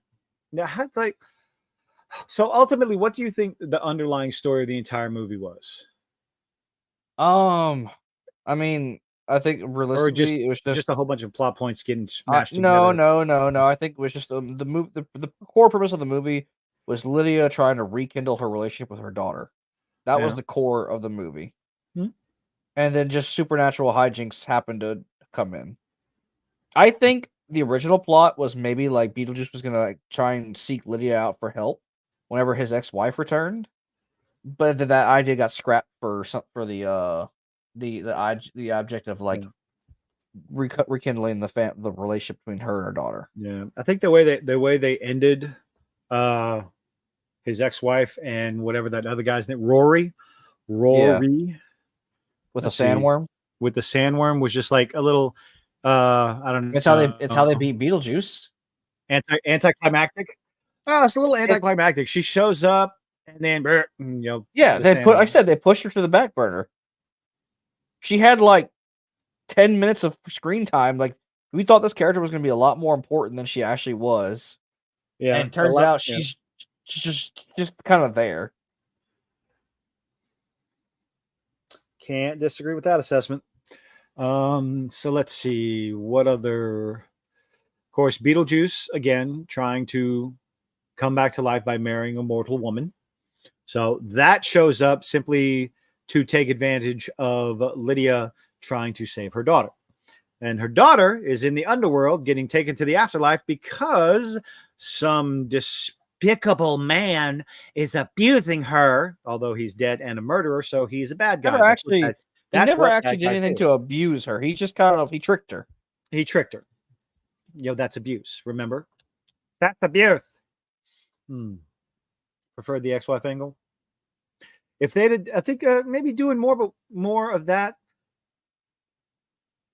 Yeah, a bunch of jumble. It was a jumbled up story beats, but it's easy enough to follow along with. Yeah, they somehow find a way to make all the stories collaborate at the end of the movie. Some more satisfying than others. I mean, them beating her with a sandworm was like literally just a rehash of how they beat Beetlejuice in the first movie. And then I did like the whole like they kept the fact that Beetlejuice was still like kind of the big bad. Also, if he had all the supernatural powers, why couldn't he just get rid of the ex-wife? Like, I mean, he technically did, I guess, but no. I mean, he used his powers to somehow trick her into like choosing Ralph over him. Joshua, I heard about that like last year. That's not new. The Harry Potter TV show on HBO. They announced that last year. Yeah, I'm excited for that. I mean, I like the movies. I'm not like a huge Harry Potter fan. I liked the movies growing up, so and obviously I liked Hogwarts Legacy because I played it and I streamed it and it was a fun game. So, if they keep on with that kind of like if they keep with the same like feeling, but from what I've been told, they're going to be doing like the books. They're going to be following the books more closely with the series because each season is going to be a year. Yeah, J.K. Rowling apparently is going to be more involved than she was in the movie, so it could be a better adaptation. Remains to be seen, but of course, I think what Josh is talking about is the casting call. They're looking for. Let me see. A Black Hermione. I don't give a just let's see. Casting call for Harry Potter HBO. So I think there was an image. So open up, motherfucker. UK open casting call. Let's take a look at this since we're going to jump off of Beetlejuice. Come on, you motherfucker. Oh, God damn it. Same shit. Same shit every day. The stupid meme. Bring it full circle. So UK open casting call. Let's see. Open casting call for children to play the roles of Harry Potter, Hermione Granger, and Ron Weasley in the upcoming HBO original series adaptation of Harry Potter. If your child would like to be considered, blah, blah, blah, blah, blah. We're currently only able to consider children who are aged 9 to 11, residential, blah, blah. Please note that the Cast It website is the only way to apply. Blah, blah, blah, blah, blah. And this is what everybody's talking about right here at the bottom. Oh, that's too much. So is this little snippet right here. We are committed to inclusive, diverse casting for every role. Please submit qualified performers without regard to ethnicity, disability, race, sexual orientation, gender identity, or any other basis protected by law unless otherwise specifically indicated. So everybody, so this lovely little group of words right there, the inclusive and diverse. These are red flags for a lot of people. We all understand that. I wonder if J.K. Because- Rowling's actually going to let them do that, or does she have no power? No, she's gonna have more creative control over this. That's the word. But when you start putting in inclusive and diverse, people immediately think, oh, okay, so you're gonna race swap, gender swap, this swap, that swap, and it's gonna be shit. Okay. Because unfortunately, I've said this in quite a few videos, we have been conditioned to the point where, yes, as Josh, this right here, this, whether you like it or not, whether you agree with it or not, it is what it is. Okay. Whether or not I think the same thing, a red flag is a red flag, because we have been conditioned that when this is your advertising, this is your marketing, this is what you talk about. Yes, yes, the patriarchy, yes. Then the product comes out and it's a steaming pile of hot garbage. And it happens over and over and over again. What do you think people are going to expect? And that's the problem. It's like I talk about this in my videos. It's like, you have the right to say that, but you shouldn't, because you're just going to fuck everything up. No more sequels and reboots. I'm interested to see. Now, this is going to be, if HBO nails this and it is a more faithful adaptation of the books, Harry Potter fans are going to celebrate. They are going to fucking celebrate. Okay. J.K. Rowling is a feminist. She is a feminist. Okay. She's what some would call a TERF. She believes women are women are women. Okay. So be careful with that. Now, it's quite possible that she'd be like, yeah, fine, Hermione can be black. Like, okay, sure. Is it going to be good? Is it going, how faithful is it going to be? This all remains to be seen. We don't know who's going to be who. This is still what? I mean, the casting, they're not filming it until April 2025. They got to be 9 to 11 next year. So, yeah, we got a ways to go before we find out any information on this. All right. Of course they messed up Lord of the Rings because they think they can do it better. That's Amazon. It's not HBO. No. HBO is House of the Dragon. Yep. Each one of these studios, they have hits, they have misses. Apple TV's got hit or miss. No.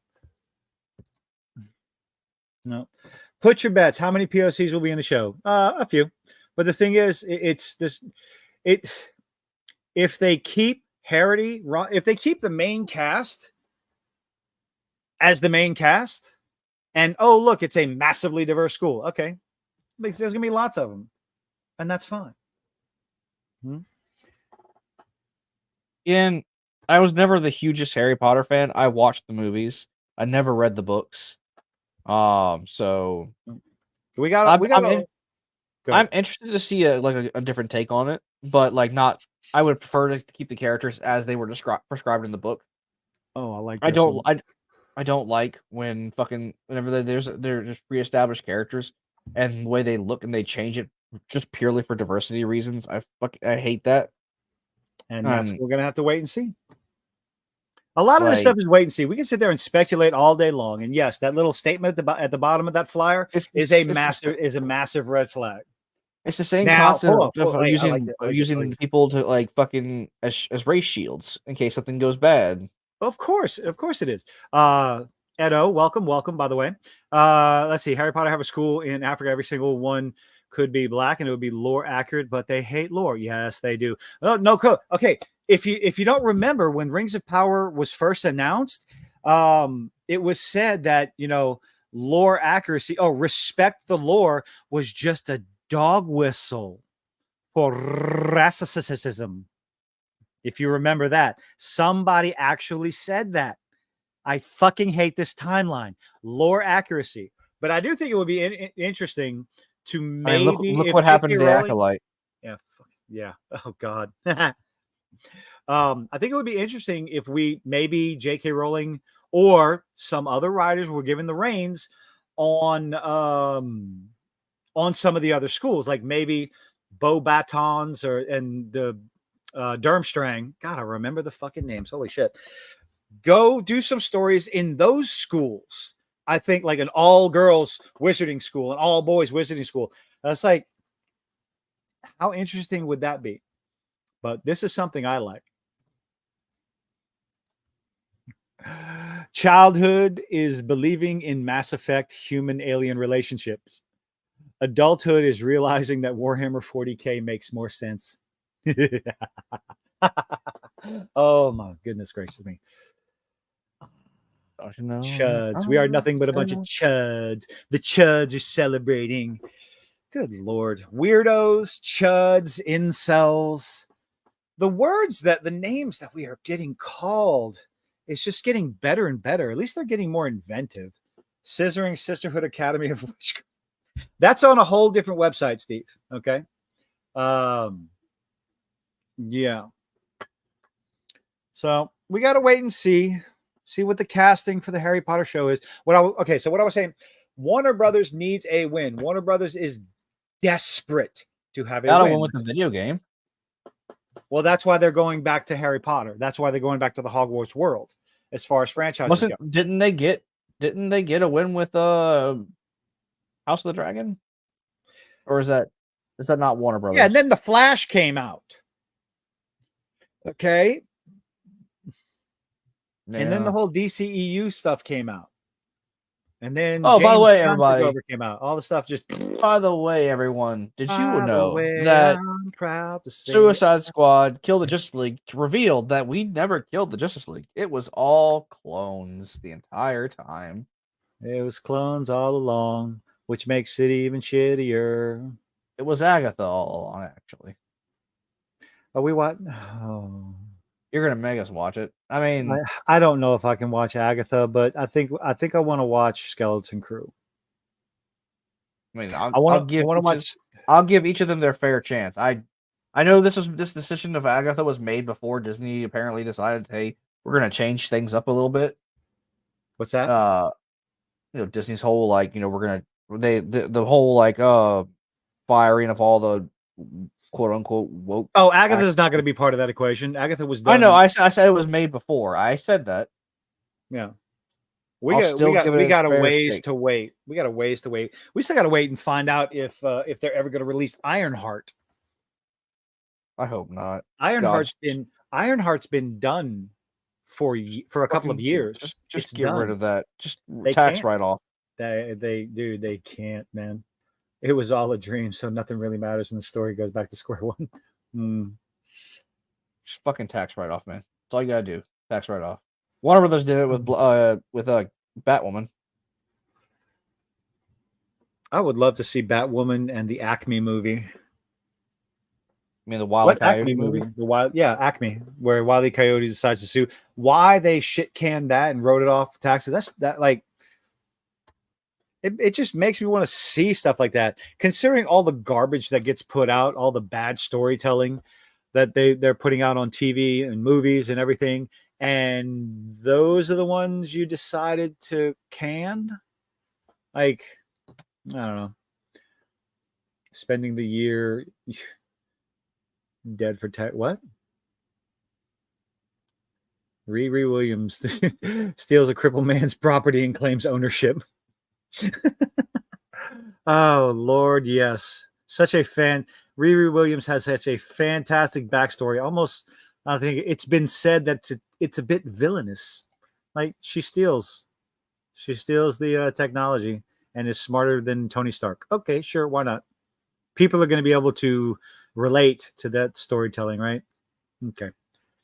Oh, but don't you remember in Black Panther too that white men are intimidated by anyone who's black and black, female, and intelligent? Of course. Sure. That's why nobody liked Acolyte, because we was a bunch of racists. That's why, that's why we didn't like the Marvels. That's why we didn't like insert whatever failure of a TV show and movie here. Why? It's because you're a bigot. It's because you're racist. I just want my fucking Arcane season 2. I want November. I want November. I don't necessarily want to fast forward to November, but I just want real life left out of my entertainment. That's all. I want it to make sense. I want a story. I want verisimilitude. I want your story to make sense in your universe. I mean, hey, even though there's multiple stories, Beetlejuice made sense. It did. That was something. That's something there's a tab that I've had up forever and a day. I'm gonna go ahead and bring this up because it's been sitting up here. This was a little something that made me realize it was this from that part place. Disney learns valuable lesson. First of all, no, they're not going to learn shit. As Inside Out 2 becomes undisputed top grossing animated film of all time. Now, the reason why I was going to make a video on this is because Inside Out 2 is not the only one doing this. Inside Out 2 had an opportunity to be so fucking ideological, because you had a teenage girl coming of age, discovering all the different new emotions that popped up in her brain. Everyone saw Inside Out 2, heard the story behind it, and immediately thought, oh, they're going to make her a lesbian. Cool, that's what's going to happen. And that's not what happened. Not even remotely. It was just a decent story for the family, for kids, for adults. Me and the executive producer watched it, and at one point I had to pause to give her some tissues because she was very related to she was able to relate to the character and the emotions and everything. And so was I, even though I'm not a teenage girl. Never have been. But the ability to relate to the character, I'm quite positive.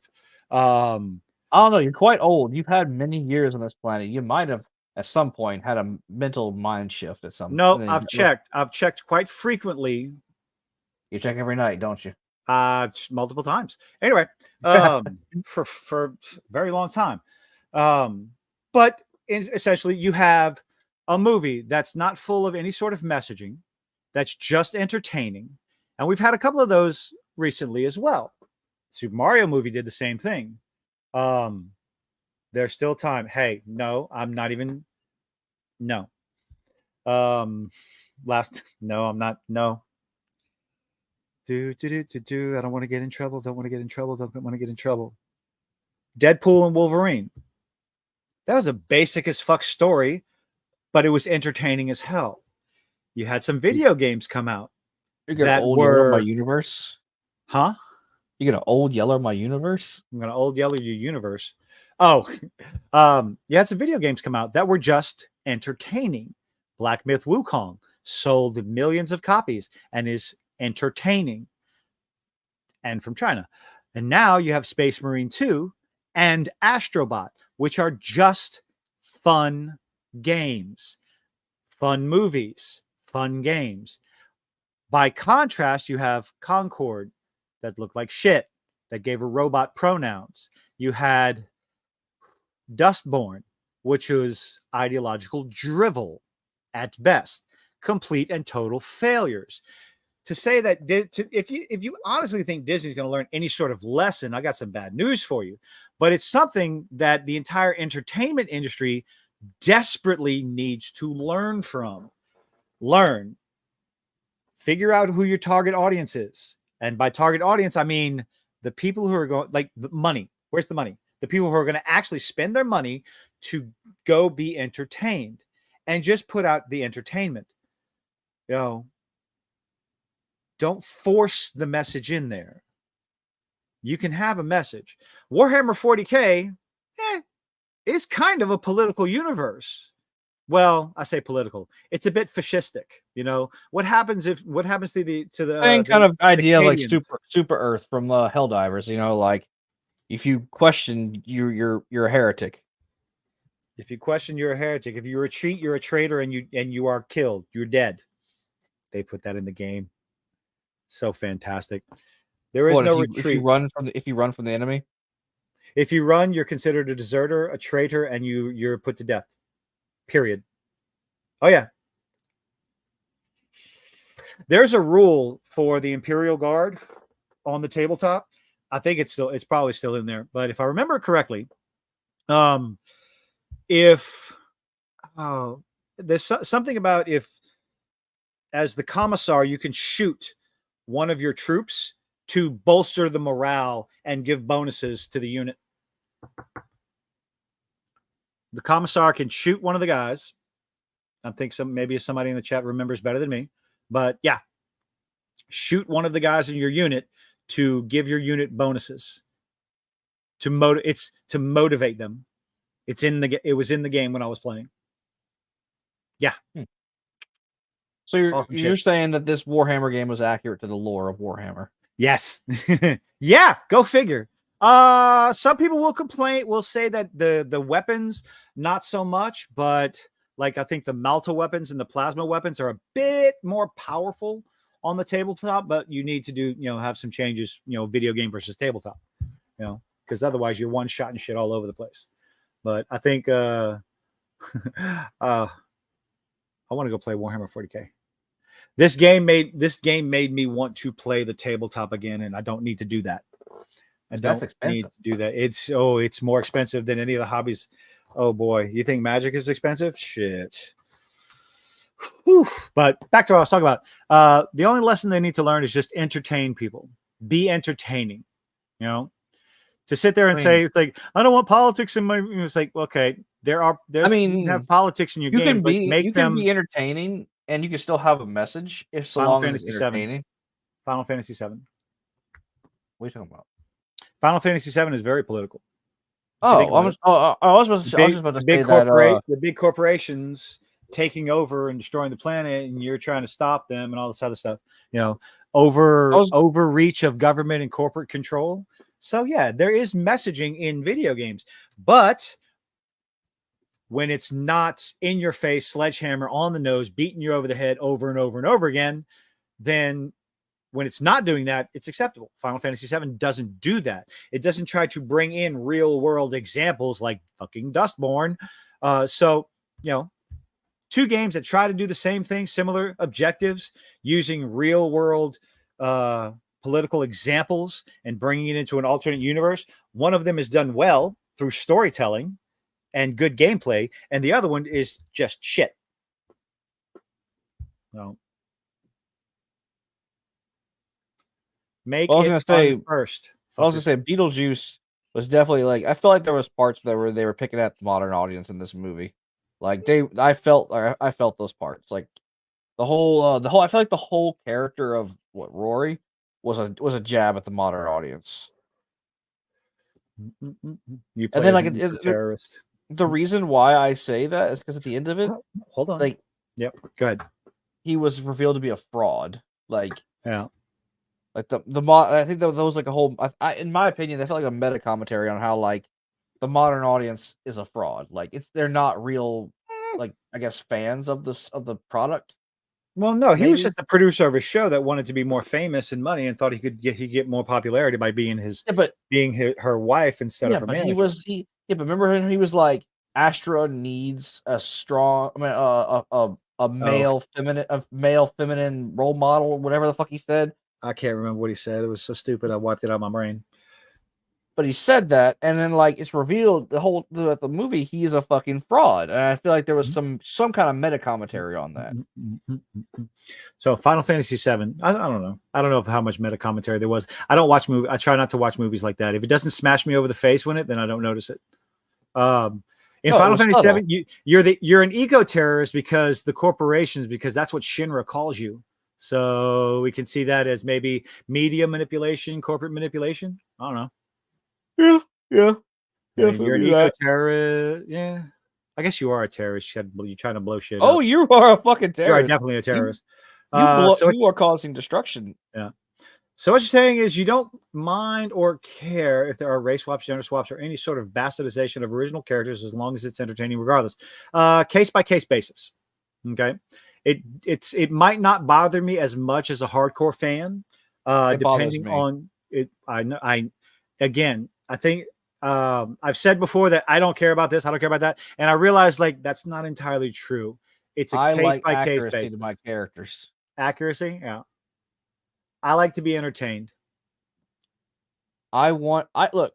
The whole reason why I'm here to watch something is I'm a fan of it. I want to see it represented properly as it was originally intended, not changed for a modern audience.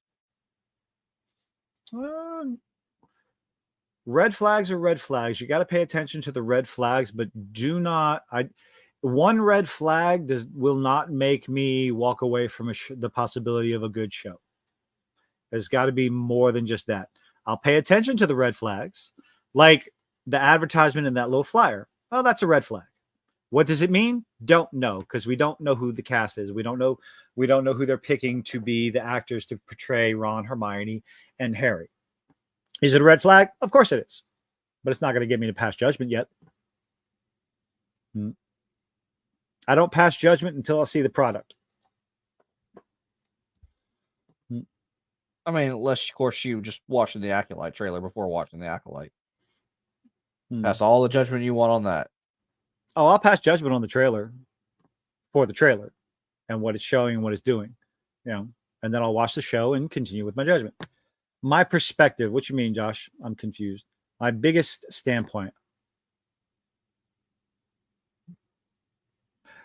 There's not too many hills I'm going to die on. I keep an open mind. Oh no! I'll stick your head out of the window and see if it's raining. I will stand on the hill that if you're gonna make new characters, do whatever the fuck you want with them. But if you're trying to retell a story from pre-established characters, stick to what the character looked like, stick to the lore, stick to everything, give the fans what they want. A friend of mine tried to argue, and I'm still friends with her, so like it's not like we hate each other because she has a different opinion. She says that she likes it when they change stuff up because, in her opinion, that she's already read the book. She's already seen the story. And then whenever they remake something and change things, it gives her something new for a story that she already loves. Yeah. That's her opinion on that. Which she's allowed to have her opinion. Well, I get HBO through my phone service, my phone bill. It's free for me. So I won't necessarily have to watch it. Now, Josh was talking about my view on the Harry Potter TV show. So I enjoyed the books. I enjoyed the movie. I have no idea if there are going to be any changes to the casting. We don't know. So I'm sorry, but I cannot pass judgment on what they're going to do with the TV show. What I know is, based what we've been told, is they're going to break down the books into seasons. Like one season for year one season for year two. I know that they can spend more time on a season on a year instead of just making it in like a 2-hour movie. Yep. They can explore more of the story from the books.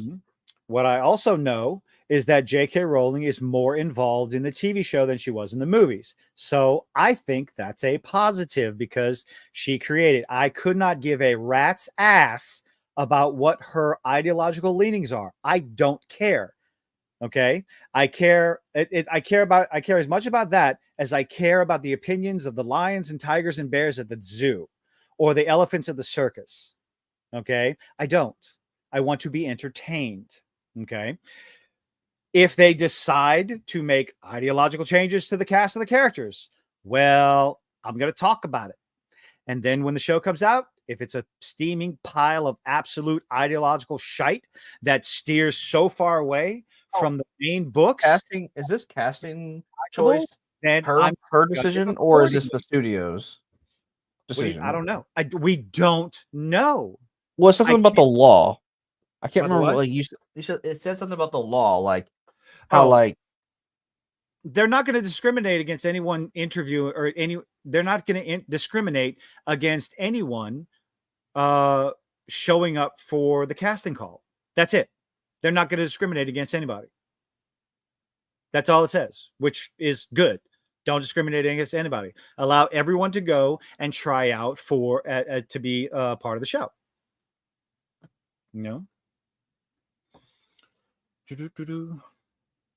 I feel all things that I just mentioned could be one of the reasons why you don't like buzzwords and why you react to having to say about people who nitpick about the. I don't have a problem with people bringing up red flags. I'm very open about what I think about red flags. Use red flags, but I will still judge the finished product on the finished product. Oh, I just read this. Sorry. Why would you have to bring up that show? It gave us his blessings. I think that was more of a side-eyed comment than anything else. It gives us his blessing. More like a good luck with that steaming pile of shit, you know? So actually, what happened was before the show got released, they gave him a private theater for the day to watch the entire series. He got to the opening scene with the casino, and then paused it, and then left the theater. He left the theater. Oh God.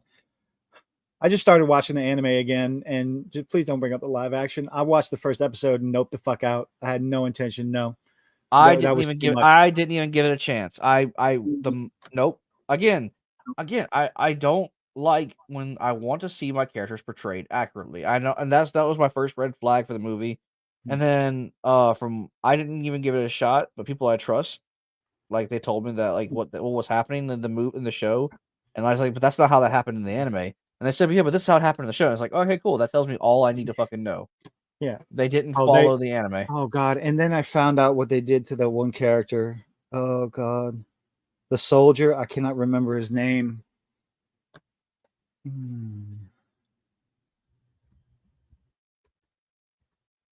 Netflix needs to stop attempting to do live action adaptations of animes. Gren. Do you remember the character of Gren in the anime? Gren was the soldier that got subjected to all kinds of chemicals and grew breastises. Pretty much, it was chemical warfare. They experimented on him, and he became female body parts. Okay, Yeah. You want to know what they did in the live action? They made him trans. Made him intentionally trans bartender. It's like, tell me, like, you're destroying the fundamental nature of the fucking character. Like, that wasn't a voluntary thing for Gren. He was experimented on by the military. God. Like, anyway. No fucking. And then Vicious, what they did to Vicious and fucking what's her name? The little love interest between him and Spike. Oh, fuck that whole relationship up. The Cowboy Bebop live action was a bastardization of Butcher, just fucking nonsense. Never should have been fucking made. Which is why a lot of people were very hesitant when it came to the live action that Hoshiro doesn't want to talk about, which was fantastic, which was very odd because it was not by the same studio. So, but ultimately, Joshua, but what I'm saying as far as the Harry Potter HBO TV show, I do not think there is enough for me to pass any sort of judgment because there isn't. That one little thing is definitely an eye-rolling thing, but other than that, we shall see. Again, same thing with Skeleton Crew. Skeleton Crew could be good. No, there's actor they haven't. What's his name? Hugh, not Hugh. Jude Law. Jude Law. I like him. Yeah. I like him as an actor. Mob Psycho 100. What have I've heard stuff about Mob Psycho? I don't know. It's a good anime. You should watch it. I should watch it. Let me put that on my list. Did you watch One Punch Man? I have not watched One Punch Man. The guy who made Mob Psycho. And I liked One Punch Man. Oh.